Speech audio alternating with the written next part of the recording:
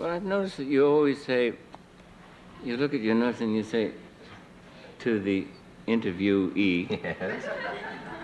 It was once, someone said about you once that this and that and the other thing, and it's, I always wondered why you did that.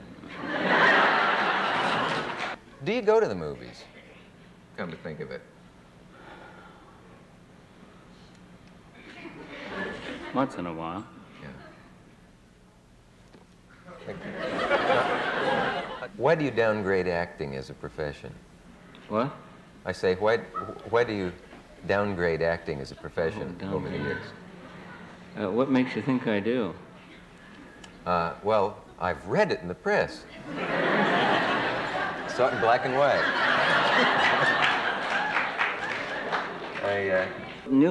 News, of course, is big business, and there are news items that are worth $100. There are some that are worth several $1,000s. Some news items are worth $100,000, and some are $2 items. But news is business, and people sell news. And unfortunately, people in my position, people in the public eye, are sellable commodities, but they're not any different than Kleenex or Dial soap or anything else. And so if we, find something out that's about your sex life or something that you do with your fingernails after you cut them off, who told you, man? If you smoke the grime from your navel, then that's big news. That's important. He's Dick Gallagher. Smokes the grime from his navel and he saves his fingernail parings. I'd rather you hadn't mentioned that about me. I revealed that to you in private. And I'm fascinated with the furor over Last Tango. I wonder if anybody's able to see that movie for what it is, because of the fact that before it came out, a review appeared that said it was one of the greatest artistic events since Stravinsky's debut of Sacre du Printemps, on Pauline Kael's review. Have you found that anybody's able to watch the movie and see it for what it is, or do they know much too much about it beforehand? Well, I haven't seen the movie, and I really don't think that I can. I don't know what I could say about it that might be useful or amusing or interesting. Then we'll get off of that. I think that that's a kind of a question that, well, there's a perfect example. Yeah. On your show, you have money items as well. You have items that you sell to the audience and items that were entertaining or they offer some sort of sparkling interlude for what otherwise might be a sea of dullness. For dullness? Yeah, I mean, if you have a guest that's very boring and you ask them some question like that, well, I'm getting far afield. I think that you have to think about your ratings when you're giving the show, when you're doing the show. And you have to make the show as interesting as possible. And to the question of whether or not I throw manure out of, what was it? Fourth-story window of a house on 52nd yeah. Street. If I throw manure out of some window, it's sort of provocative. And people would rather listen to that than listen to the fact that yesterday the Supreme Court refused to hear the Pyramid Lake water right issue. I mean, that's part of the sea of dullness. Yeah. People don't want to hear that. They want to know, they want to hear me describe how I might have put the...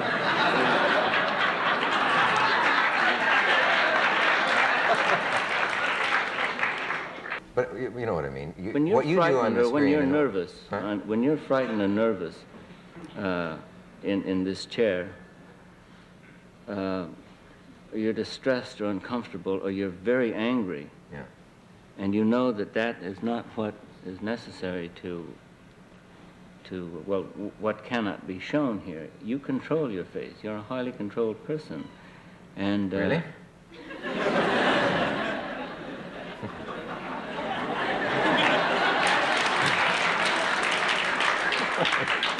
Well, I wanted to digress just for a second there. I have a great deal of sympathy for the fact that you try to put on shows that deal with serious issues. And there's a terrible conflict that you must have trying to make the show entertaining.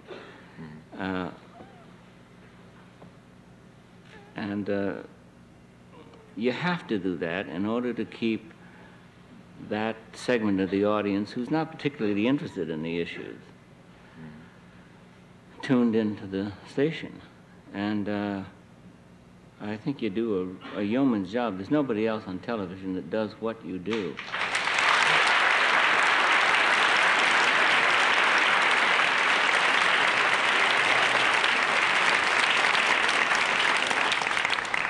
You're forced to make concessions. I mean, asking me questions about whether I threw horse manure on somebody, you know, that seems ridiculous on the face of it. But then it has a part, you know. If you don't ask those questions, you don't have that kind of conversation. There are a lot of guys in their undershirts drinking beer just going to turn the station over to some other channel. My God, what are they talking about? Yeah. Nobody wants to hear about malnutrition among Indians. Nobody wants to hear about the fact that the Indians have the highest suicide rate of any group in the United States. That's dull stuff. People come home, they've got enough trouble, and they don't want to listen to it. They want to listen to the fripperies and the foolishness and the fun and the giggles and all that. So I think that you really deserve full credit for being able to wend your way through the broadcasting shows. But I think that, as a matter of fact, you've touched an awful lot of people, and they've responded when they wanted to take you off the air, for whatever reason it was. The hue and cry went up, and people did support you in full, and I was very glad for that, and I think everyone, finally, even those beer drinkers, will be benefited by it. I got a lot of beer drinkers watching. Thank you. I'm humiliated when I'm complimented, and I must move on quickly. Okay. I'm sorry, I interrupted you or something on the subject of you were going to go to Wounded Knee and then decided not to, and it was never made. I interrupted you. You're right again. And you have to do that. I see. But you know what I mean is, we got into this on the phone. You say that that's acting. That's not. I'm motivated at that moment to do that, and I can do it. And suppose there's a guy here that I think is a schmuck, is a bore, and you invite frankness, and I can act like he's interested for a time. I'm motivated by that. But if you wake me up at 9 or 8 the following morning and say, do that same performance before a camera, and then do it again and again, I can't. Some people can. Some people do it wonderfully, and you seem to do it better than almost anybody, and so there've got to be gradations.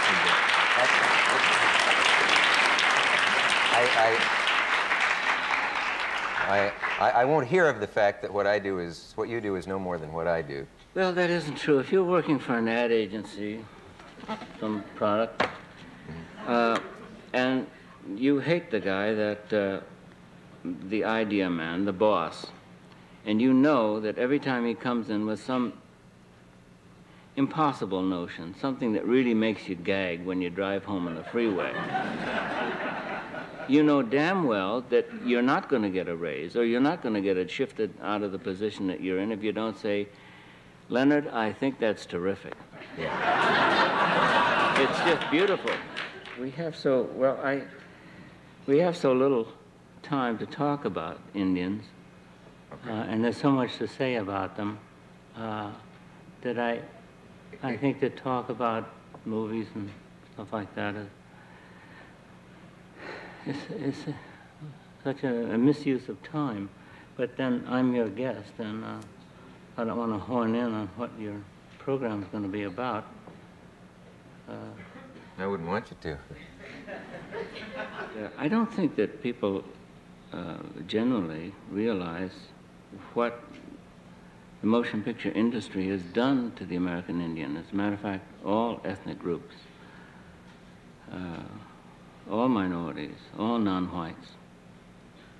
And people just simply don't realize, they just took it for granted that that's the way people are going to be presented, and these cliches were just going to be perpetuated. And so when someone makes a protest of some kind and says, no, please don't present the Chinese this way, or please, I mean, on this network every night, well, perhaps not every night, but you can see silly renditions of human behavior. The leering Filipino houseboy, the wily Japanese, or the kook or the gook, and the idiot black man, and the stupid Indian, and it just goes on and on and on. And people actually don't realize how deeply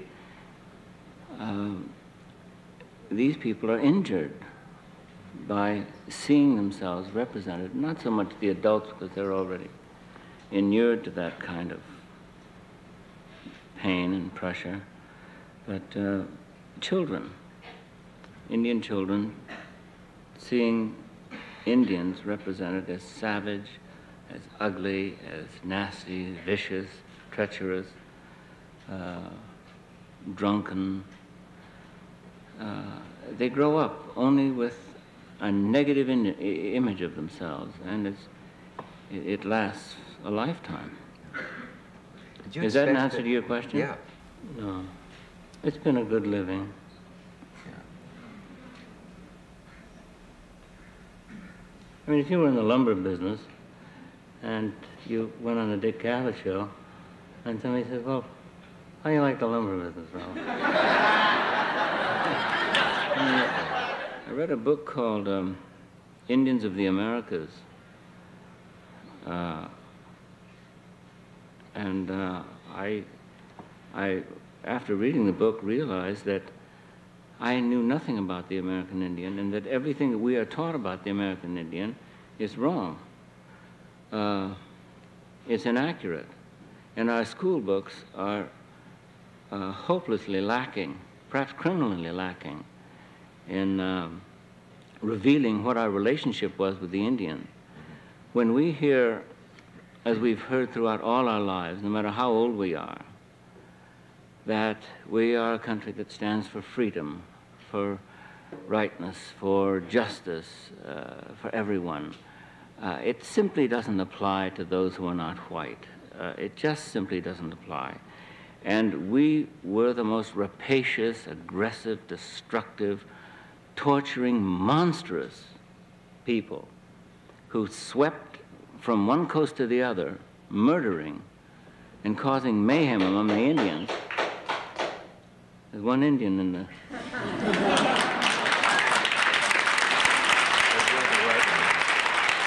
But that isn't revealed, because we don't like that image of ourselves.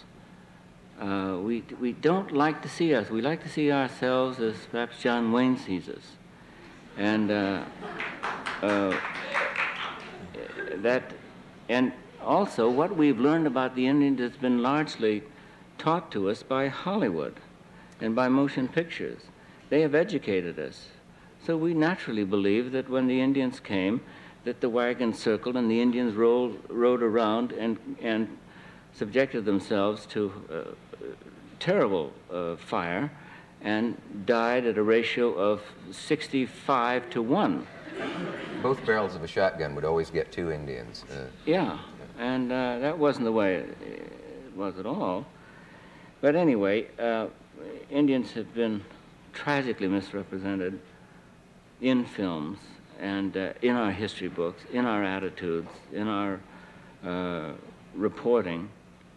And so we must set about to re-educate ourselves. Well, I think they say that it's the squeaky hinge that gets the grease, and the blacks would still be shuffling around picking peanuts and dying and starving. Of course, they haven't been all that much improved.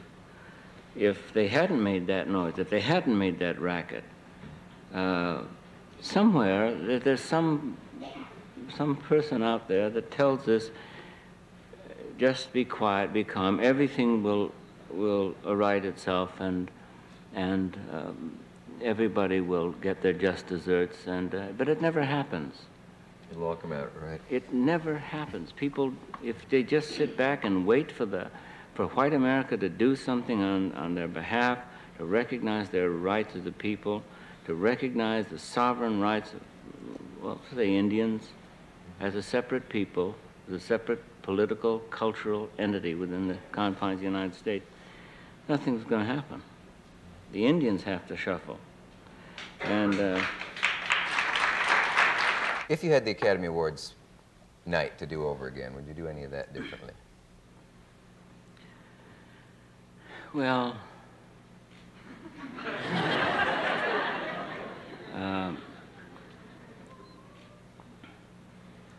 I don't think so, no. I felt that that there was an opportunity for, since the American Indian hasn't been able to hear his voice heard, or have his voice heard, anywhere in the history of the United States, I felt that it was a marvelous opportunity for an Indian to be able to voice his opinion to 85 million people. I guess that was the number. And I felt that he had a right to, in view of what Hollywood has done to him. And I was embarrassed for Shasheen. She wasn't able to say what she intended to say. And I was distressed that people should have booed and whistled and stomped, even though perhaps it was directed at myself. They should have at least had the courtesy to listen to her. But I think she did very well, and I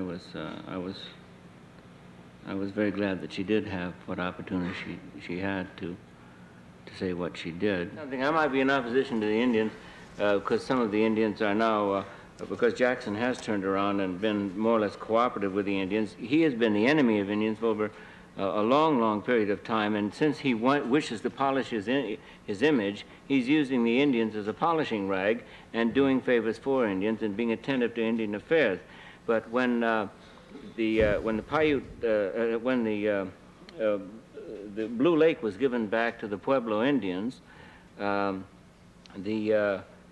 his comment was that it set a very bad precedent, and he was very adamant about that. Correct me if I'm wrong, Sam. Are you sorry you came on a show like this? No, I wish I'd been more helpful and funnier and more articulate and amusing the way you are. Hey, I know. I'm going to give you a chance I seldom give people. Will you come back tomorrow night? You can think about this.